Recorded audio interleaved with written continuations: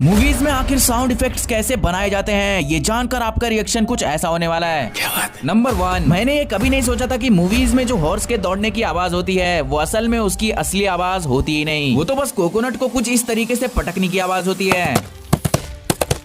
Number 2, आपने Minecraft तो जरूर खेला होगा और इस गेम में ऐसे चलने की आवाज तो जरूर सुने होंगे, लेकिन क्या आपको पता है कि ये चलने की आवाज असल में ऐसे बनाई जाती है। नंबर 3, मैं ये शर्त लगाता हूँ कि मूवीज में आपको डायनासोर से कम उसकी आवाज से ज्यादा डर लगता होगा। वेल, ऐसा इसलिए क्योंकि साउंड आर्टिस्ट इस आवाज को बनाने के लिए हाउलर मंकी की आवाज, लायंस के दहाड़ने की आवाज